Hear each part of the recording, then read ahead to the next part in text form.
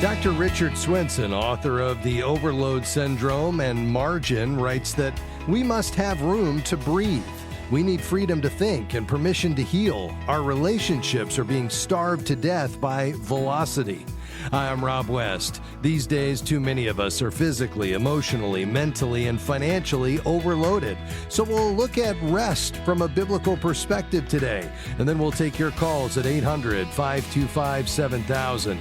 That's 800-525-7000. This is Faith and Finance Live. Biblical wisdom for your financial journey. Well, the room to breathe that Dr. Swenson writes about is called margin.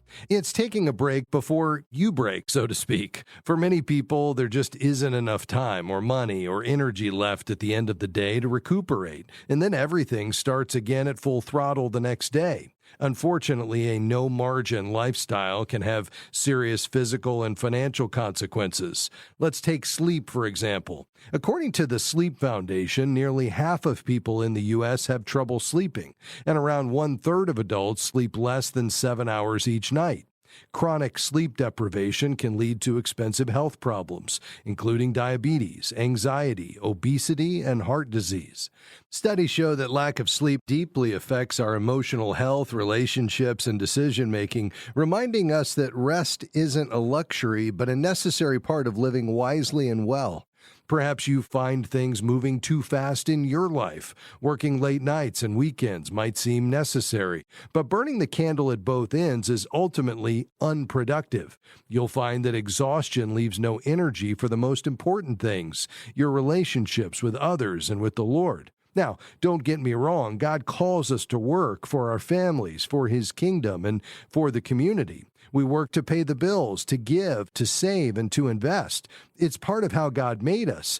But work isn't all there is. We need to rest sometimes, too. You know, rest is God's idea just as much as work is. On the seventh day of creation, God rested, not because He was tired, but because His work was completed. God blessed that rest and called it holy. Later on, keeping the Sabbath holy was enshrined as one of the 10 Commandments. Like author Rich Villadas puts it, God gives us Sabbath, He gives us rest, as a gift to remind us that our standing in Christ is not based on our works. Days of rest are days where we can tell ourselves, I'm not producing anything, yet God still loves me.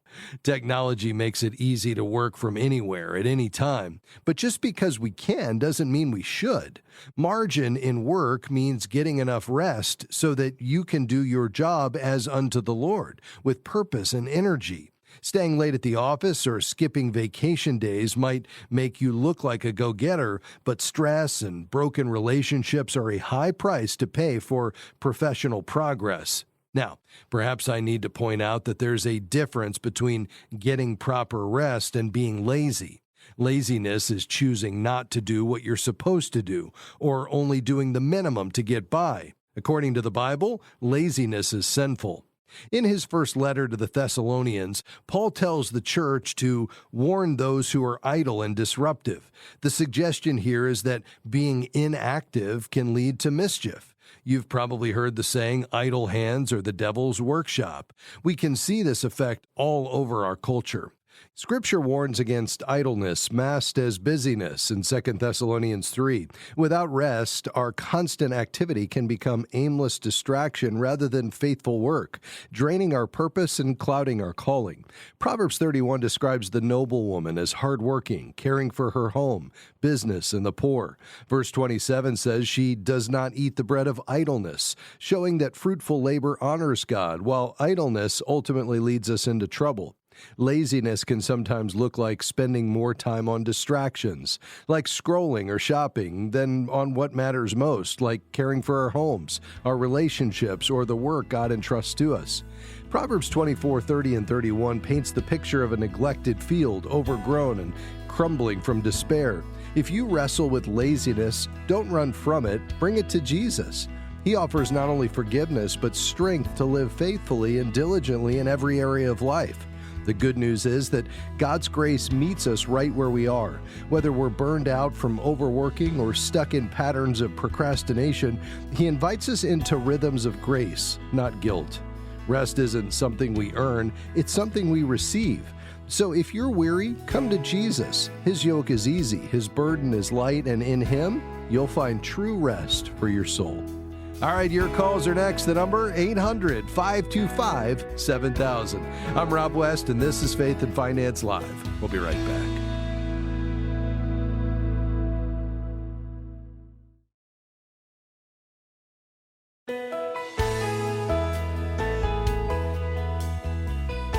The opinions offered during this program represent the personal or professional opinions of the participants, given for informational purposes only. Any information provided is not intended to replace advice from a financial, medical, legal, or other professional who understands your specific situation.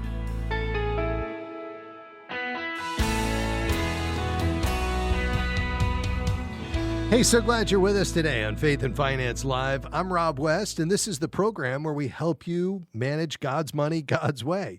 That's right. God entrusts to us differing amounts. Our task, our responsibility, well, it's that of steward, manager of the King of Kings resources. And you might say, wow, that sounds like an important job. Yes, it is. And that's why each afternoon on this program, we gather together to help you manage it faithfully. Because when we understand that God owns everything and that Jesus is our treasure, then we know that ultimately it's about faithfulness. That's the measure. And then we understand that money is a tool to accomplish God's purposes, to enjoy and provide and give and invest in a way that loves our neighbor and protects the vulnerable and advances the gospel.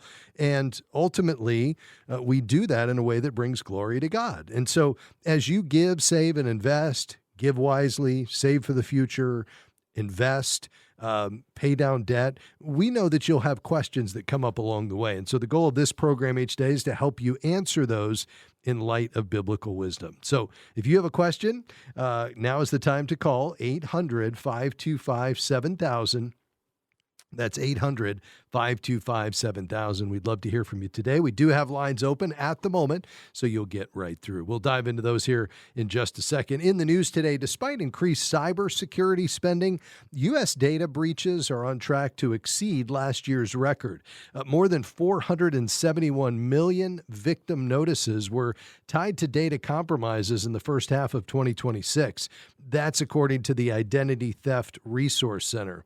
A breach involving education platform Canvas. My kids use that. I'm sure many of yours do as well, because that accounted for 275 million notices.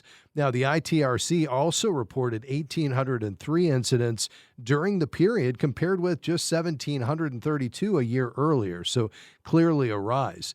AI is contributing to the rise. IBM found that 1 in 4 breaches between March of 25 and February of 26 involved AI. That was up 56% from the prior year.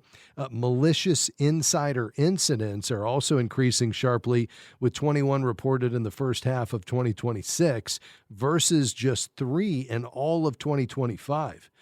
For consumers, it's recommended that you regularly review credit reports using credit monitoring services. By the way, I would say only use a credit monitoring service if you have one paid for you because you've been the victim of a breach or you've had a breach that has happened with one of your financial accounts. I think most of what they provide you can do free. It's not necessarily something you need to spend money on. Also consider fraud alerts. Now, the strongest protection is a credit freeze with Equifax, TransUnion, or Experian. That's going to prevent criminals from opening accounts in your name. Why?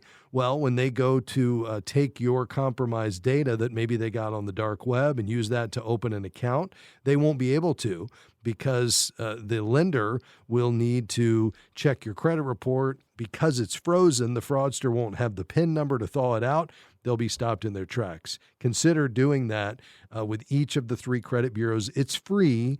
The only hassle is that you have to temporarily lift the freeze when you're applying for legitimate credit. Beyond that, use strong, unique passwords, turn on 2-factor authentication. Be extremely cautious with personal information. Bottom line, don't ever give out personal information to someone who contacts you, whether it's through the mail, over the phone, regardless of what their caller ID says, or by email. Only give personal information when you've contacted the third party directly, they're known to you, and you've gotten their information, their website or phone number from a trusted source, and you've initiated the contact. Beyond that, never give it out, especially if they apply pressure. And then monitor your financial life. Just keep tabs on your bank and credit card transactions, bills, credit reports. The unexpected accounts, charges, and withdrawals usually are an indication, an early sign that someone is using your identity. So don't mean to raise your blood pressure here at the end of the day on Friday, at the end of the week, but these are important strategies for you to stay safe. All right, we're ready to dive into your questions today. We've got lines open here on a Friday. If you have a financial question, call right now, 800-525-7000. Let's go to Ohio. Chris, go ahead. Hi, Rob. First-time caller. Really appreciate your show. Thank you. I'm 64 years old. I plan on retiring in a couple of years, and my house is paid off. I've got $80,000 in a 401k at work, and I have roughly a little over 272. Well, I've got 272,000 in savings. So hopefully I'm on track to retire in a couple of years with my Social Security. I'm not sure what the magic number is, but my main question is what money that I have in savings right now. I'm curious about investing that in money markets or a CD. Okay. Yeah. And so your question is how to choose between them. Is that right? Yeah. How to choose between them and what are the risks? Yeah. Very good. So as we stay in that category there of CD or money market, looking at a bank CD or a bank money market account, and I'm not talking about a money market mutual fund, which would typically be offered by a brokerage firm like Fidelity or Schwab. That's a different category, still very low risk, but not guaranteed. But the bank CD and the bank money market account, not the fund, very high safety. They would both have typically either FDIC or NCUA insurance, both the bank money market account and the bank CD or credit union. Both have liquidity, lower liquidity with the bank CD because you got to wait till the end of the period to not have a penalty. But certainly with the bank money market account, very high liquidity. The rate can change at any time with the bank money market. With the bank CD, it would be locked in. And then, at the end of the day, if you're really concerned about safety and yield, you just have to decide about how important the liquidity is. A good example of something that, a lot of our listeners are using is our friends at Adelphi Christian Banking. They're the largest Christian credit union in the country. A lot of our listeners are using them because they want to be first aligned with a banking partner that shares their values. But their money market, for instance, is paying 4%, and it's locked in for 12 months. And it's up to $100,000. Now, I know you're going beyond that, so you may want to stack that with one from another bank or credit union, or maybe you have a different option. But I think, both very high safety. The key is really liquidity. Does that help, though? Yeah, it helps. So what you're saying is, in essence, is the money market fluctuates and the CD is completely locked in. You can't touch it for a specific period of time, right? Yeah, 3, 6, 12, 18, 24 months. That's right. Now, the exception to that would be something like the money market from Adelphi, where they're saying they'll give you 4% for a year. But again, that's up to $100,000. But yeah, that usually is the principal difference, the liquidity based on locking it up in the CD versus full liquidity with the money market account. I'll share a few other thoughts for you during the break and make sure you don't have other questions. So stay on the line. We'll talk a bit more, and we'll be right back. Stay with us.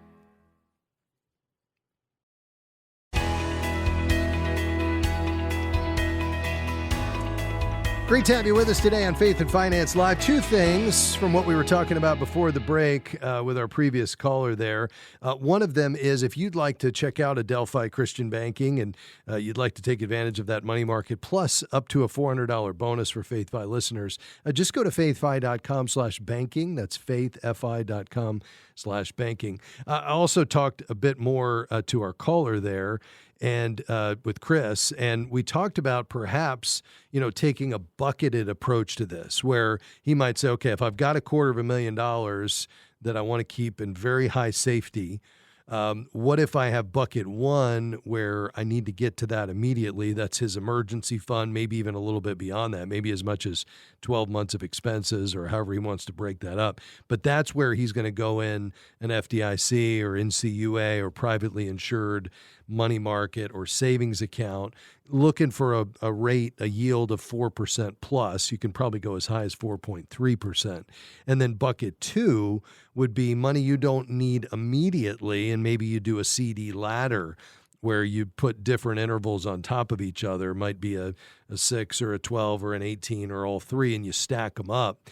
Only if you can get a better yield by doing that. He named a local bank or credit union that was offering 5% in a CD. So that would be an example of where you say, okay, I can take a portion of this, not be able to get to it for a year, but I'll get 1% more.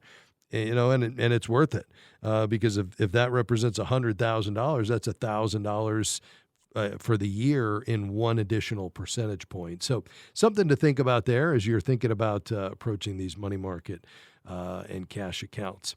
All right, 800-525-7000 is the number to call. Any financial question today, we'd love to hear from you. Go ahead and call right now. Let's go to Chicago, and Gloria Jean, go right ahead. Hi, Rob. Have a question for you. I have 2 or 3 wood nickels to rub together, so trying to figure out what to do with them. All right. So I have I have a 401k. I turned 73 this year. So I have a 401k that I know soon I'll have to do RMD on. Yes. But I don't need the money to live Yes. from a day-to-day expense. And my condo is paid in full, so I don't have a mortgage. And then I have a CD over $100,000. It's going to come due at the end of the month. And that CD yielded me for the last 10 months about $2,500 in $2,500 more.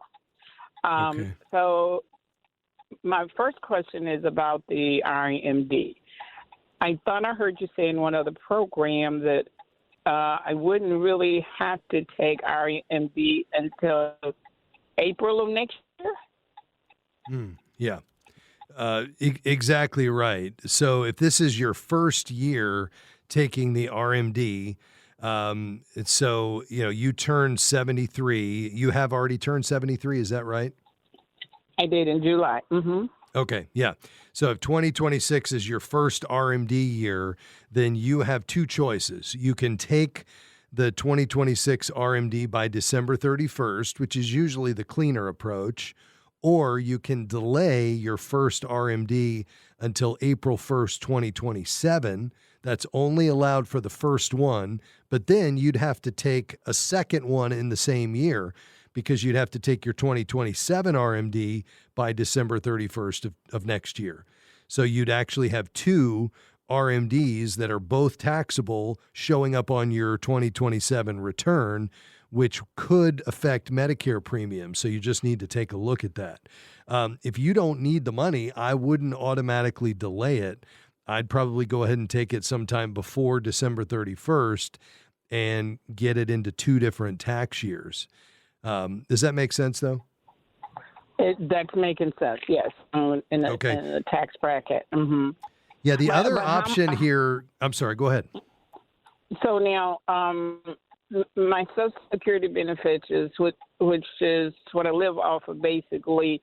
I have money left over after I paid my expenses during the month, but I also have a part-time job, and from the part-time job, I make either between $1,600 to $2,400 a month. So my question is, the amount from my Social Security and the amount that I make from the little part-time job, will that affect how much taxes they would take from the RMD? Yeah. Good question. So essentially, your Social Security and part-time income affect the overall tax impact of the RMD, but they don't change the amount of the RMD you're required to withdraw.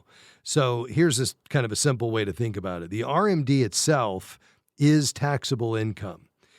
So if it's a 401k, which I think you said it was, then it gets added to your taxable income for the year. Now, your part-time wages are also taxable income.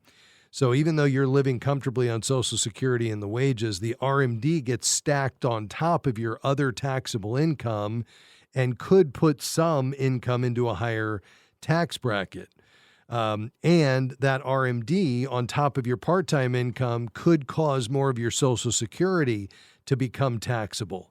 So the IRS looks at half of your Social Security plus your other income to determine whether your Social Security is taxable. And depending on where you fall, it could be up to 85% of your Social Security benefits are taxable. And potentially that RMD could push you up, to a point where more of it is taxable. Now, after the break, I want to talk to you about something called a qualified charitable distribution, because if you're charitably inclined or you're doing some of your giving out of other accounts like your checking or your savings, maybe we switch and do it from your retirement account and not add anything to your taxable income, meet the RMD requirement, and do your giving at the same level. Let's talk about that after the break. We'll be right back. Stay with us.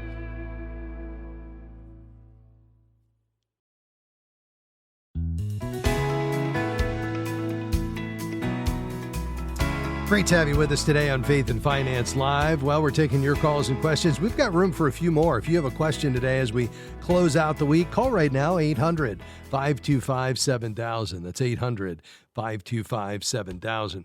Before the break, we were talking to Gloria Jean in Chicago. She's just turned 73 in July. She's got a 401k and a CD that just came due. She's asking about her RMD, when she needs to take that. She can take it by the end of this year or wait till April, only for this first one. But if she waits till April, then she's going to have to take two in 2027, both the 2026 RMD and the 27 RMD, and that could push her up into a higher tax bracket. We also talked about how that RMD income normally gets added to your taxable income alongside her part-time work. That then factors into how much of Social Security is taxable and could increase 2 years from now her IRMA, which is her Medicare premiums. Gloria Jean, I mentioned right there at the tail end, one of the things to consider would be a qualified charitable distribution, where perhaps you could replace giving you were already doing through tax accounts, checking or savings maybe, satisfy that RMD and not add anything to your taxable income, especially because you don't need the money. It would require, though, you to roll that 401k to an IRA, because you have to do a qualified charitable distribution out of an IRA, not a 401k. But give me your thoughts on that. Okay, so I got past 70 that I couldn't roll what I have right now into an IRA. So you're saying I'm still at this point allowed to roll that over into an IRA? Oh, yeah. Yeah. So an IRA, a 401k or even an annuity that's pre-tax can always be rolled to an individual retirement account, an IRA. Okay. And then rolling over, when I roll it over, I can do a charitable donation out of that? Absolutely.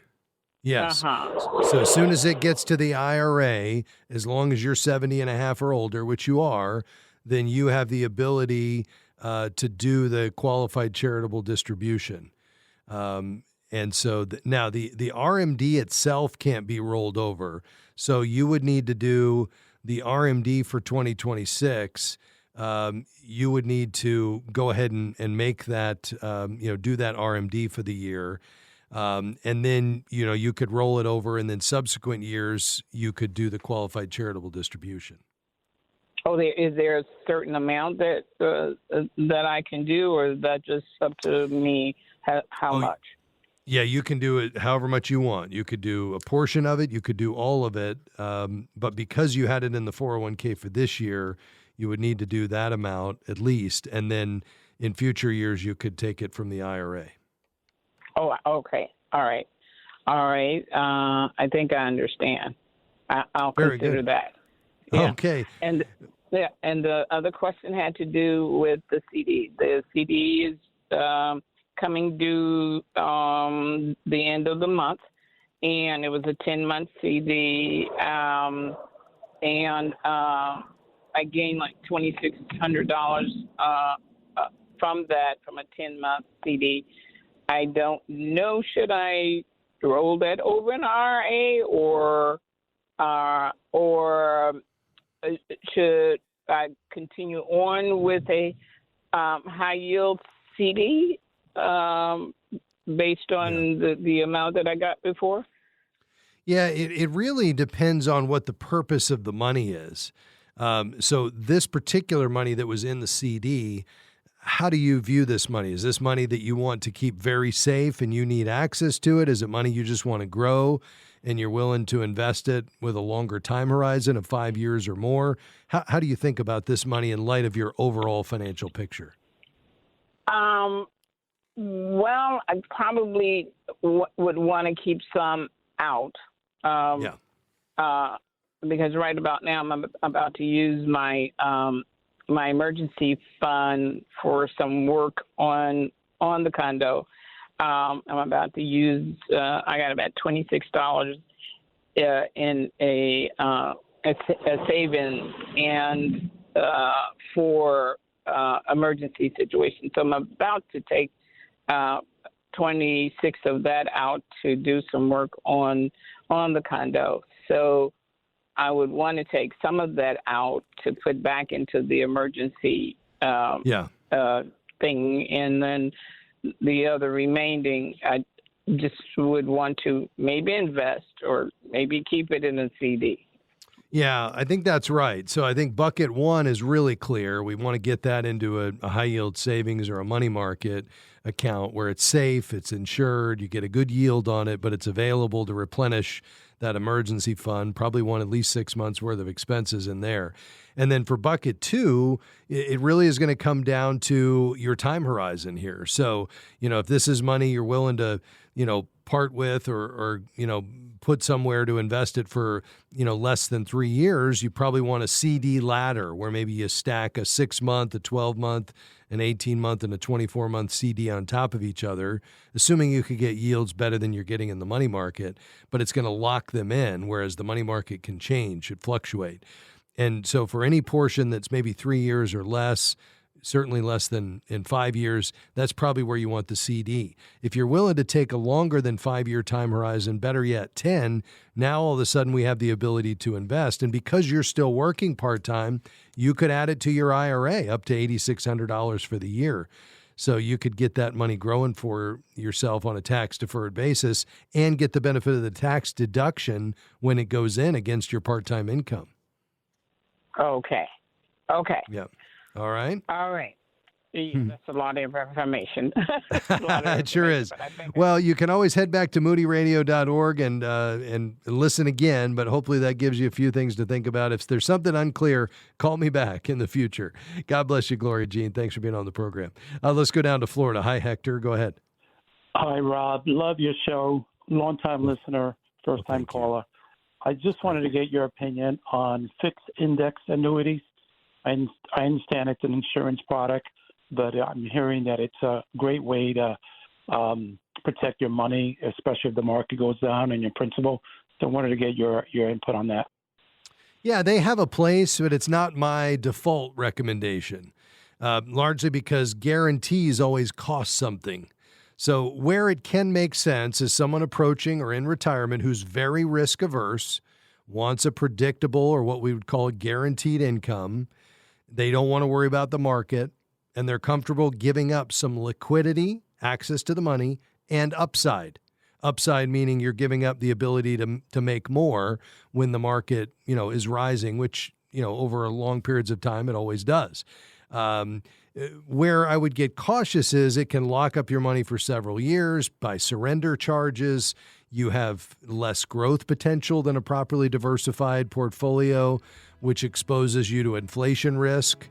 And, I would say that I'd prefer for most people a properly diversified portfolio where you have access to the money and you get the full upside. But at the end of the day, if you're looking for safety and you're willing to trade some of the upside and some of the liquidity for that peace of mind that comes by eliminating the market risk and putting that on the insurance company, then these can make some sense for the right person. So I'm not someone who says no, never.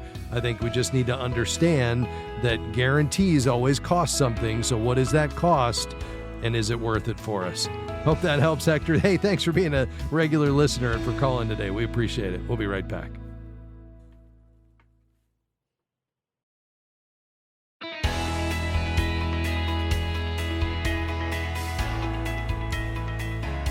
Great to have you with us today on Faith and Finance Live. Jerry Boyer's here in our final segment.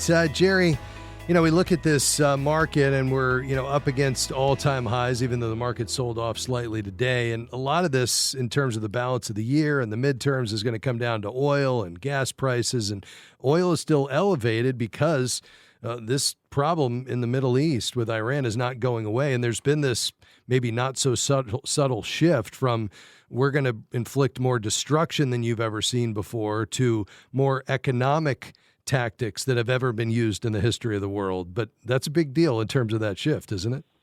Well, yeah, I mean, it's a kind of a de-escalation, and it's also to some degree maybe a bit of a surrender to reality. It's harder to do regime change than maybe the president thought, and other presidents have made that mistake before, thinking that regime change is easy to do. There's two ways it's hard. One is actually sometimes hard to get military dictatorships to step down. The other is even if you can knock them out, then it's hard to get something better to replace them.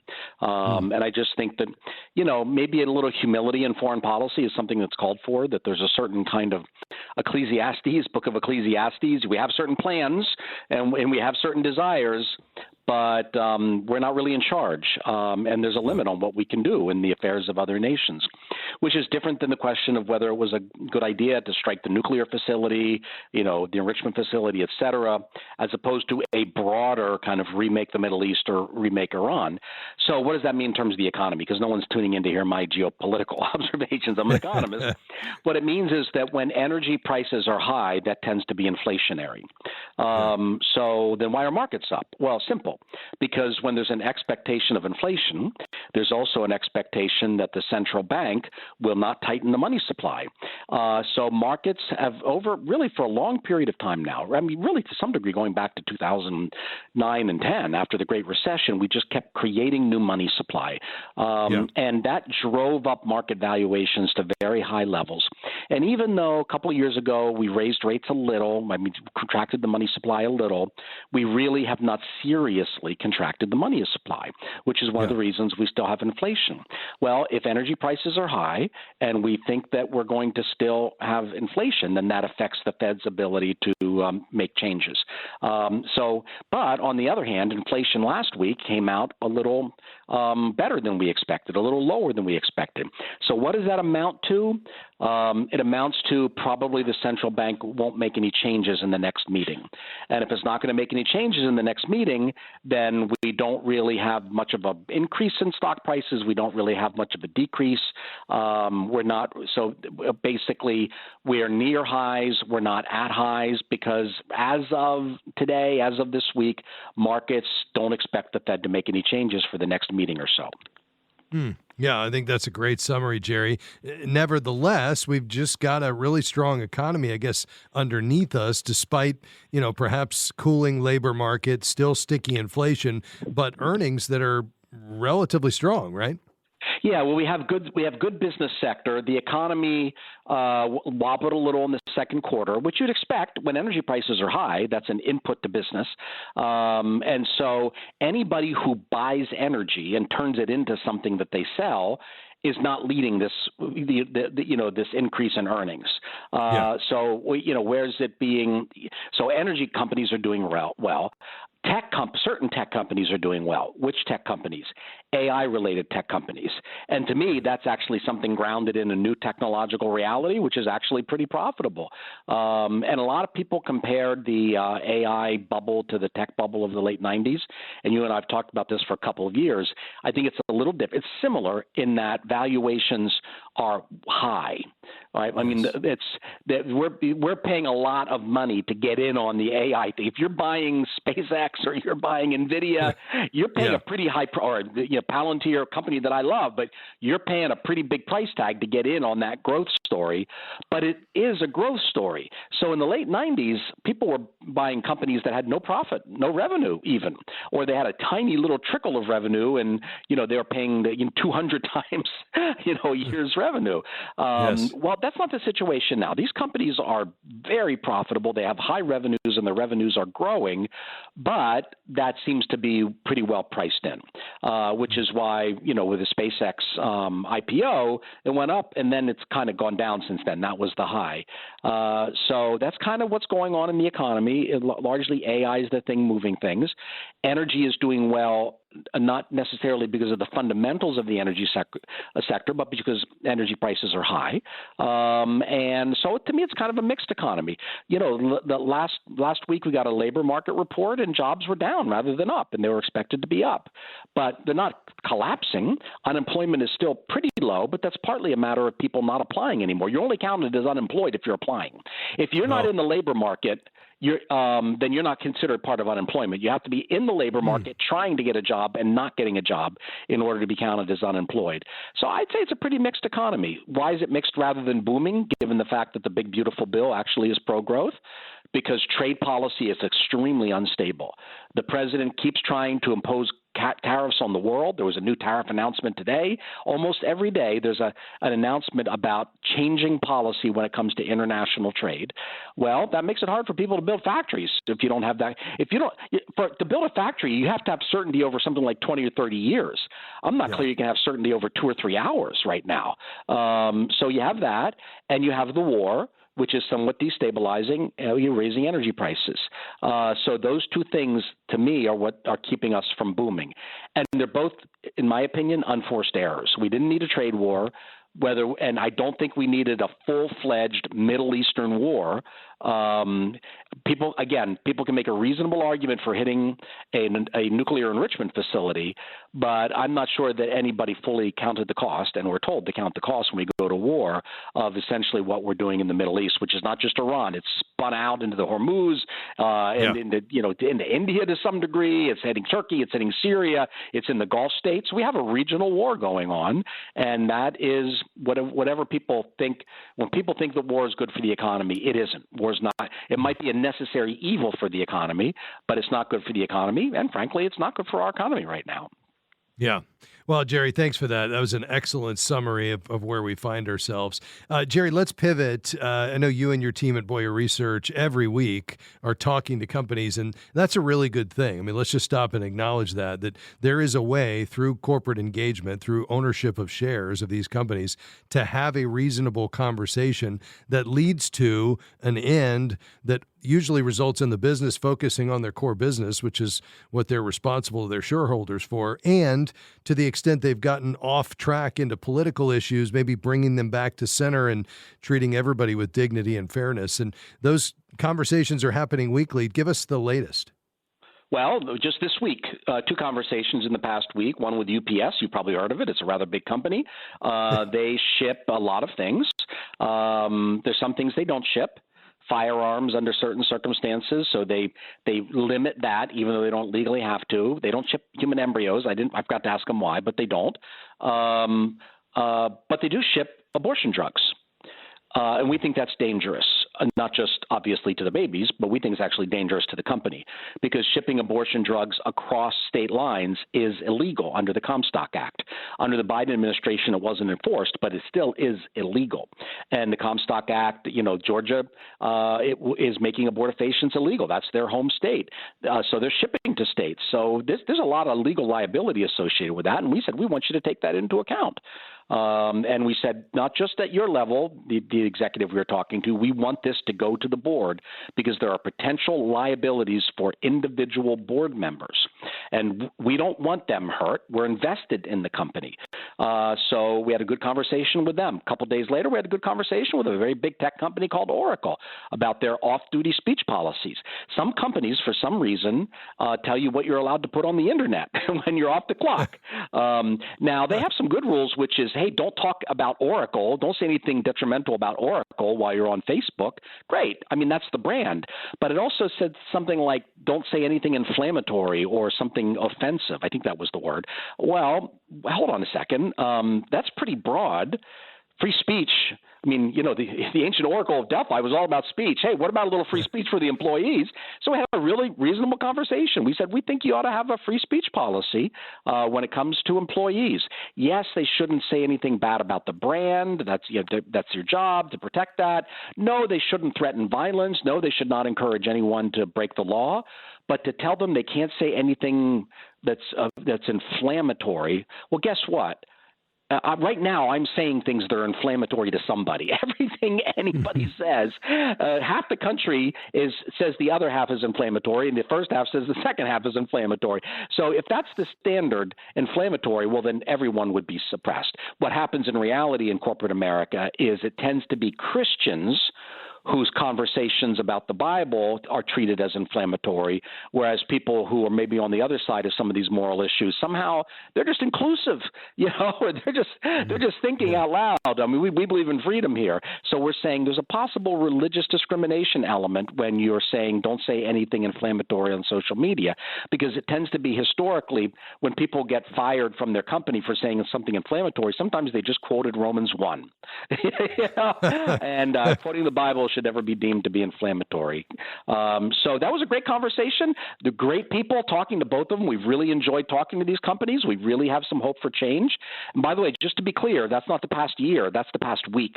That's right. The pace of what's going on in corporate America. And it's because Christians own shares, and some of them have said, hey, Boyer Research, would you help us talk to these companies? And we say, well, we'd be delighted. And it's borne a lot of fruit already. And you're doing great work. Jerry, great report. So thankful for you joining us each week during this segment. God bless you, my friend. God bless you. All right. That's Jerry Boyer. He's our resident economist, joins us each Friday in this segment. That's going to do it for us today, folks. Hey, a quick reminder, August the 31st is coming. Why does that matter? Well, that's the end of our campaign with Preborn. We're partnering with Preborn, the ministry here at Faith Fi, to fund 1,500 free ultrasounds for moms considering abortion and to share Jesus with them. And when they choose life, to provide much-needed diapers and resources. Go to faithfi.com/preborn to learn more. Thanks to Taylor, Tahira, Josh, and Dan. See you next week.